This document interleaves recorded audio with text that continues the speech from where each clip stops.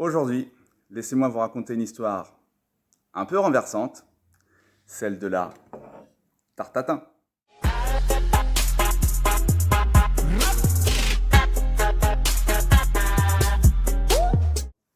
Pour cette recette de tarte tatin, vous allez avoir besoin des ingrédients suivants.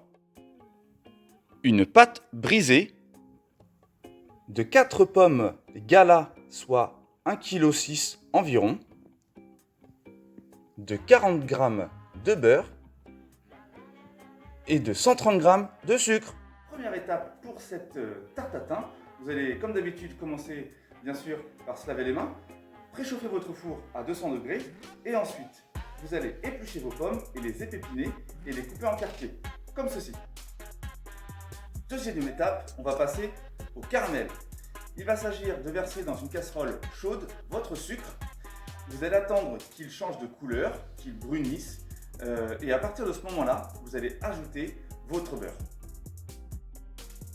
Au bout de quelques minutes, le sucre devient un peu plus grossier. Il faut continuer à remuer de temps en temps. J'ai ajouté morceau par morceau le beurre tout en remuant. Une fois que votre caramel est prêt, vous le versez au fond de votre plat et vous ajoutez par-dessus les pommes. Ensuite, vous enfournez pendant 30 minutes. Pendant que la tatin est au four, laissez-moi vous narrer son histoire. Il y aurait 2 légendes. La première raconte qu'elle aurait été renversée à la sortie du four et qu'elle aurait été servie telle quelle.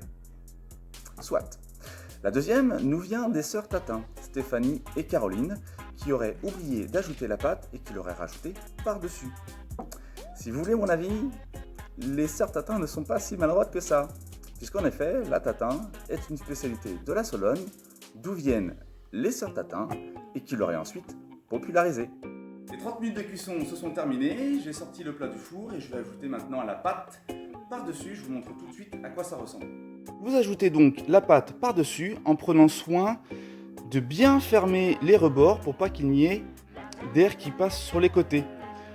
En outre, vous pouvez faire un trou comme vous voulez le voir au centre ou piquer avec une fourchette pour laisser sortir un petit peu la chaleur.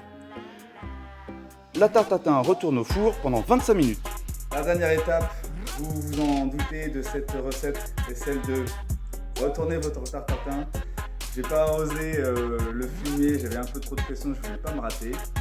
En tout cas, pour ma part, elle est réussie. Je vous remercie pour les visionnages.